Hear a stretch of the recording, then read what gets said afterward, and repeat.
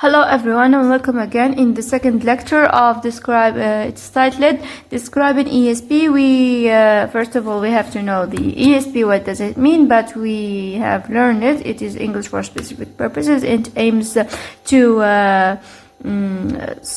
it teaches learners' needs and based upon them So the key features, it is we have needs analysis, in which it is the process in which we analyze the needs of our learners to know what to teach them and what to not teach them. We have it is based, it focused, we say tasks based, or it is the same as this one. Focuses on focuses on tasks and communication, not just grammar. Some accuracy is not really needed. الأغلبية what is needed is the communication itself. We have another feature, which is the authentic materials. For example, English for medical purposes, we use authentic material from authentic books, and it is also it is learner centered, because we rely too much on the learner rather than the teacher. And then we have branches of ESP. We have three main ones, which is the first one, EAP, English for academic purposes. It focuses on study and academic research, and another email writing, articles writing and stuff.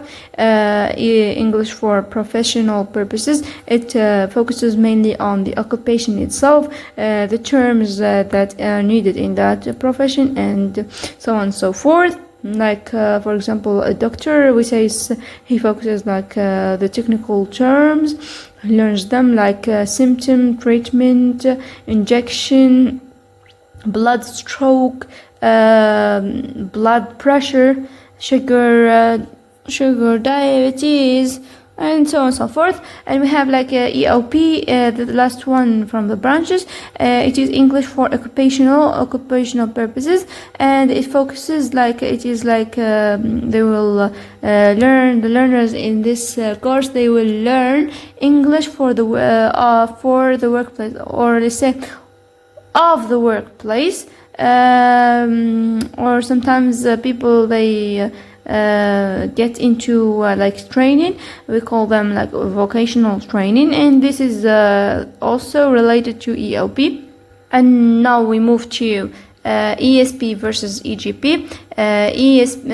EGP, for example, here when we are studying or teaching, let's say in teaching, EGP, English for general purposes, the topics are too general, we talk about sports, food, habits, hobbies, films, novels, etc., anything about daily life. And while in specific English for specific purposes, it focuses on specific profession or academic goals. It focuses on the academic goals of the learners, and specific professional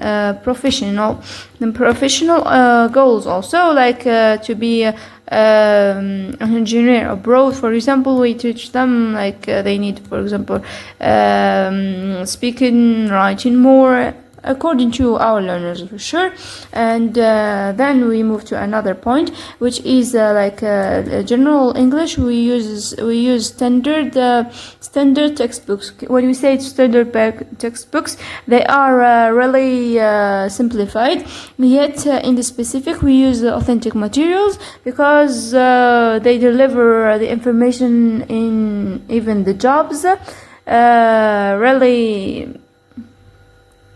greatly enhanced, and let's say they provide authentic information also. And we see in general English, when we are teaching, for example, certain people in primary, secondary school, the teacher himself does write on the table, give instructions, and they focus mainly on certain, we observe that there is a lot of grammar activities, while in specific English it is learner-centered because learner-centered and needs-based, because we focus on our learners' needs and leave them to get into autonomous learner, and just ESP teacher is just a facilitator or provider only, and develop EGP develops overall fluency. It develops fluency, while as we said earlier, ESP it's about communication more than fluency. It develops task specific communication. And then we move to another thing, which is principles of ESP in practice. So while these principles are really important while we try to practice ESP on a group of people or something, maybe in the future you will. First one is needs analysis. Needs analysis, first of all, we need to know the what. The what is the needs of learners. We need to know them, and then we need to know the why, and it is their purpose for studying English, for example, that kind of English and not another one. And also we need to know the when and the where.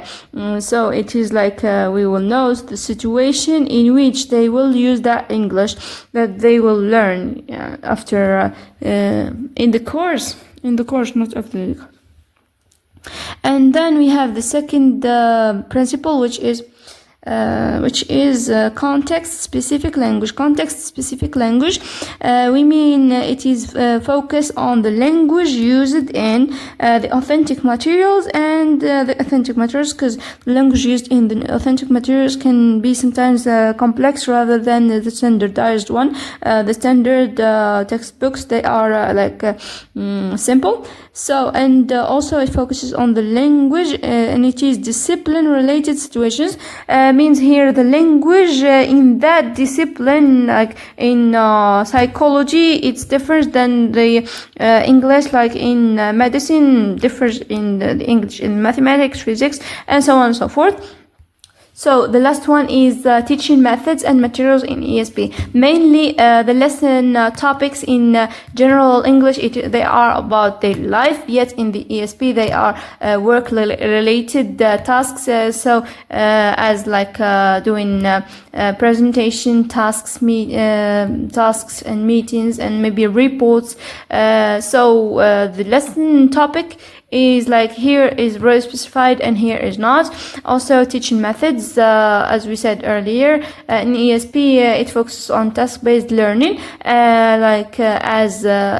task-based learning, giving a lot of tasks to do to make so our learners are autonomous learners.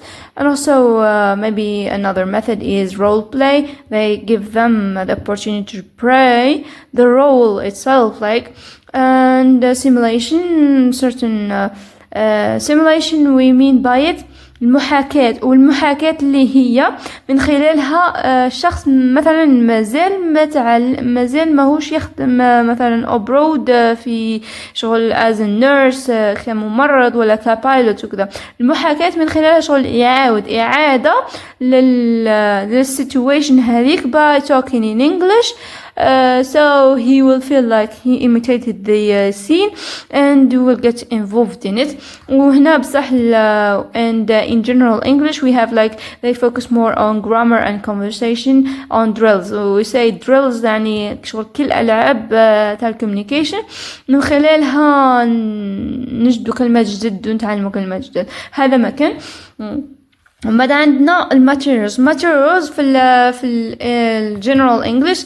We do always have certain textbooks and dialogues and so on and so forth. Yet in ESP we can even design our own. They are authentic materials, because authentic materials from natives, or even the lesson itself, it will be even designed. So as ESP teachers, sometimes we design the lesson according to our learners, and in the last General English, it is like teacher centered, and the teacher is not has the major role. Yet in the ESP, he's not really important. He's just a guider. He facilitates like learning, the learning process by providing them simple tricks and stuff. That's all.